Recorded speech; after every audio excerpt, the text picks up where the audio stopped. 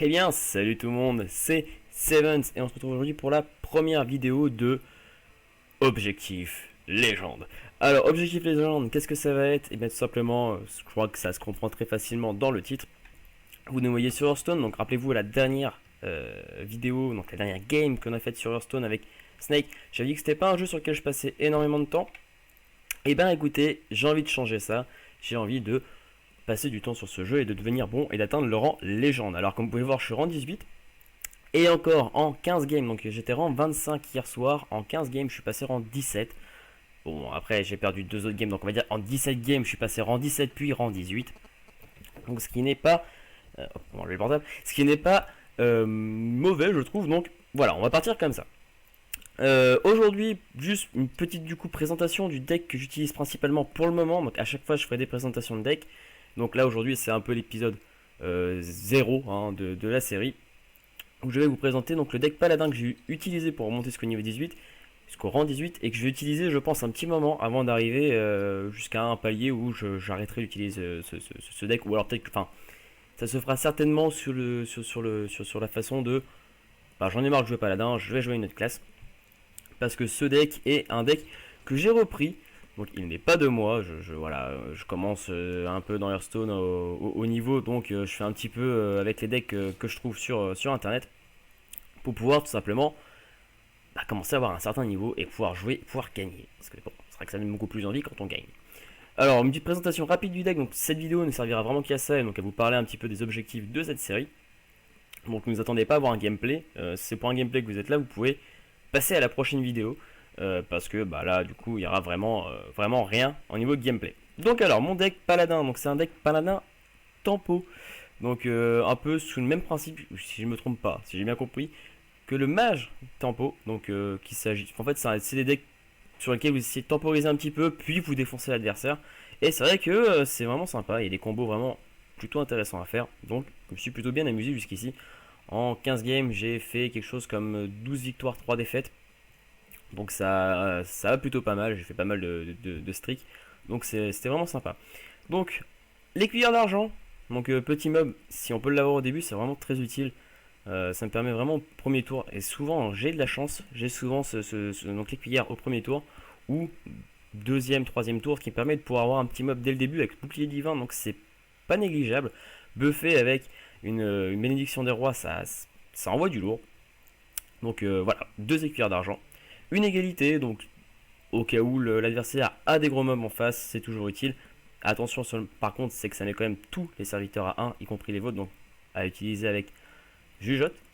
Deux jongleurs de couteau, je dois avouer que je pensais que cette carte était vraiment mauvaise. Mais le passif donc d'inflige un point de dégâts à un adversaire aléatoire chaque fois que vous invoquez un serviteur, avec le paladin, c'est juste insane. Du fait de... alors attention, je sais plus où est la carte. Je vais la retrouver. Régiment de bataille, voilà. Régiment de bataille qui invoque 3 recrues 1-1. À chaque fois, ça met 3 points de dégâts. Il suffit que vous ayez les deux sur votre terrain, vous infligez 6 points de dégâts en invoquant juste une recrue. Enfin, un régiment de bataille, donc 3 recrues. Donc ça fait quand même pas mal de dégâts. Un combo assez intéressant à utiliser. Deux mini-robots blindés, pareil que pour les cuillères d'argent. C'est un mob à 2 cristaux de mana, donc c'est pas excessivement trop dépensé pour ce petit mob. Bouclier divin qui plus est, donc buffé avec une bénédiction des rois, ça peut très vite faire très mal et être très utile en combat. œuf de Nérubien, alors là cette carte est assez dure à placer, j'arrive pas encore à la placer comme il faut, mais ça reste quand même assez utile. Si vous placez vos deux œufs de Nérubien, donc qui coûtent 2 points de mana quand 0,2, en soi ils ne servent à rien, mais ils sont utiles quand ils meurent, Ral d'Acony.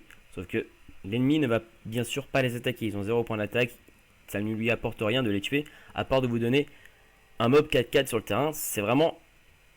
Voilà, dans la logique, l'adversaire ne va pas vous le tuer.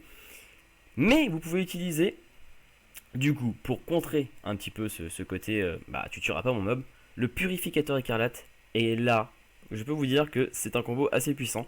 Si vous invoquez vos deux onérubiens et un purificateur écarlate, donc ça vous coûte 4 et 3, 7, vous avez donc 3 mobs avec 4 d'attaque sur le terrain pour quasiment rien en fait. Puisque le cri de guerre du purificateur écarlate inflige 2 points de dégâts à tous les serviteurs avec Ral d'agonie, et quand étant donné que c'est un Ral d'agonie et qu'il a 2 points de vie, ça le tue, et ça permet d'invoquer directement les Nérubiens 4-4. Donc très utile, mais à utiliser avec un combo, à utiliser avec une autre astuce que moi-même j'utilise en game, mettez la bénédiction des rois sur l'œuf de Nérubien. Ça y mettra un mob 4-6. Et là du coup ça devient très intéressant pour l'adversaire de le tuer, parce que s'il le tue pas, bah chaque tour il prend 4 de dégâts.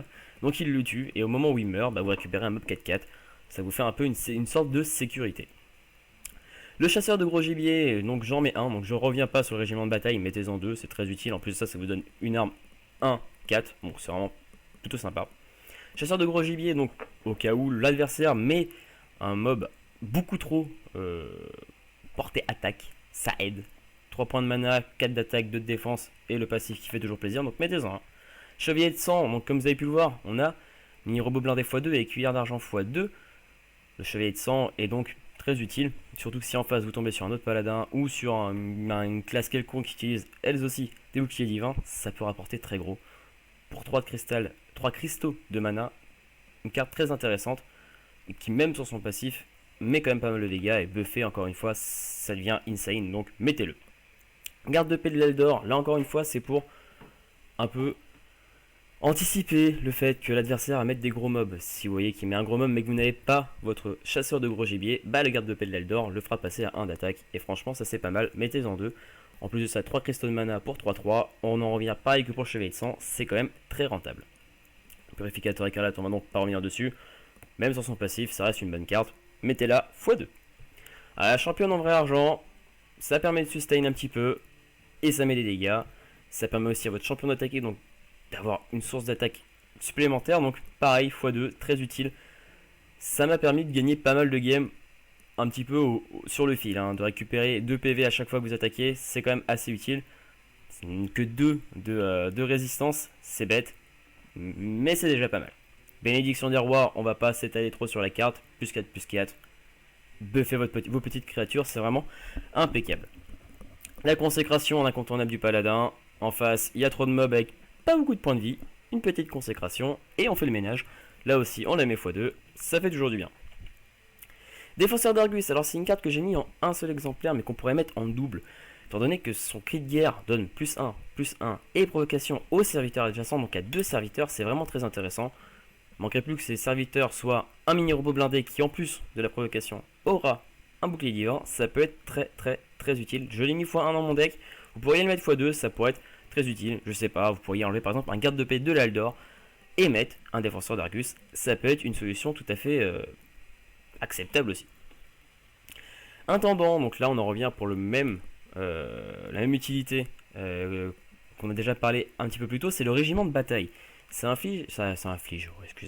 invoque 3 mains d'argent sur le terrain. Et donc l'intendant va pouvoir utiliser son clé de guerre sur eux, en plus d'utiliser le clé de guerre sur les tokens du paladin. Donc avoir 4-5 bestioles qui de base ont 1-1 et qui arrivent à 3-3, et bah ça fait beaucoup de dégâts. Il suffit que vous en ayez donc 3 plus l'invocation de votre token 4. Et 4 x 3, ça fait beaucoup de dégâts. Donc je vous le conseille de le mettre, je l'ai mis x2. C'est une créature qui coûte quand même relativement cher pour peu d'attaque, mais elle a quand même pas mal de points de vie, donc ça se défend. Sylvana Coursevent, donc une légendaire.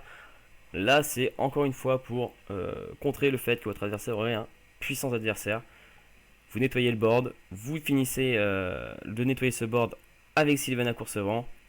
Sylvana Coursevent décède et vous pouvez prendre le contrôle d'un serviteur adverse aléatoire. Donc s'il n'en reste plus qu'un et que c'est le serviteur à 8 d'attaque et 8 de défense, c'est pas forcément. Vous l'avez pour vous et c'est quand même très utile. Donc là encore, c'est pour temporiser un petit peu le board de l'adversaire est très intéressant, je trouve. En plus de ça, pour 6 de mana, 5-5 et l'oral de Guenille est quand même assez puissant. C'est une carte qui coûte peu cher pour ce dont elle donne accès. Gardien des rois, là aussi c'est pour un petit peu de sustain. 5 d'attaque, 6 de défense, c'est déjà pas mal. Ça rend 6 points de vie au héros. Donc franchement, je trouve que cette carte vaut le coup. Mettez-la. Alors dans le deck que j'avais repris, donc le paladin tempo, elle n'y était pas. Il y avait 2 impositions des mains à la place. Je trouve quand même plus intéressant d'avoir un gardien des rois qui, en plus de vous rendre un peu de points de vie, enfin de vous rendre 6 points de vie, vous permet de pouvoir attaquer. C'est quand même, je trouve, intéressant, surtout pour un cristal de moins, que l'imposition des mains. Imposition des mains, donc, que je mets en un seul exemplaire, qui rend 8 points de vie, qui pioche 3 cartes, qui vous fait piocher 3 cartes. Pareil, le sustain, vous êtes un peu dans la galère, vous utilisez ça, vous remontez vos points de vie, vous piochez 3 cartes, ça vous permet voilà, de piocher, de pouvoir être un peu plus... d'être mieux dans la partie, voilà, de pouvoir piocher les cartes qu'il vous faut, donc c'est toujours utile. Et enfin on finit sur la petite légendaire paladin. Tyrion Fordring, alors là c'est pareil pour des dégâts et pour porte-sand à la fin, donc c'est une carte que j'utilise très peu dans ce deck car je termine très rapidement les parties, du moins pour le moment. Je termine les parties au tour 5, 6, 7, donc j'ai rarement le temps de pouvoir avoir les cristaux de mana et d'avoir la carte Tyrion Fordring pour l'invoquer, mais ça reste quand même une bonne alternative à une game qui dure trop longtemps. Un petit Tyrion, ça fait toujours plaisir, il attaque, dès qu'il meurt vous avez porte-sand qui vous permet là aussi d'attaquer. C'est, ma foi, assez utile. Voilà, c'était donc le deck Paladin Tempo, avec lequel j'espère que je vais pouvoir up assez loin. Donc comme vous avez pu voir tout à l'heure, je suis rang 18 2 étoiles. Donc j'ai perdu 2 games, j'étais 17 1 1 étoile et j'ai perdu 2 games, je suis redescendu 18. Je pense que ça va vite revenir. Alors j'ai un deuxième deck, mais pour le moment il n'est pas encore, enfin je l'ai pas encore vraiment joué avec, donc je sais pas trop comment faire les combos ou autres. Ce qui est un truc à savoir, c'est que là tout ce que je vous ai expliqué là sur le deck, j'ai certes repris les cartes d'un deck déjà connu, mais je n'ai pas regardé les astuces. C'est-à-dire que j'ai joué avec et j'ai compris les combos qu'il y avait à faire. Ça se trouve, il y a d'autres combos que je n'ai pas encore vus et que je verrai par la suite. Et auquel cas, je referai peut-être une vidéo plus tard, à partir du moment où j'aurai peut-être même modifié ce deck pour qu'il me corresponde mieux. Ça, pourquoi pas, on verra par la suite. Donc le deck de Deathlord, le numéro 1, Nord-Amérique, je l'ai, mais je ne l'ai pas encore utilisé. Donc je ferai une vidéo sur ce deck un peu plus tard pour vous expliquer donc comment je l'utilise et tout ça. Mais donc pour le moment, vu que je l'ai pas encore utilisé, je peux pas trop expliquer les combos ou autres. Donc on laisse de côté pour le moment. Je vais surtout essayer d'up très rapidement avec mon paladin. On est fin juillet, on est le 17 ou le 18 juillet, donc j'aurai pas le temps d'aller à légende, je pense. À moins que je geek comme apport, mais ça m'étonnerait. Donc je vais du moins essayer de m'approcher le plus possible de ce rang. J'ai pour objectif, pour cette saison, le rang 12, 13, ce sera déjà pas mal, tandis que je commence juste à vouloir bien jouer. Donc 12-13, ça sera vraiment pas mal, je trouve. Et on verra par la suite comment ça rendra. Sur ce les amis, j'espère que cette vidéo vous aura plu. N'hésitez pas à vous abonner, à l'aimer et à la partager. On se retrouve sous peu pour de la ranked sur Hearthstone. Portez-vous bien et à la prochaine.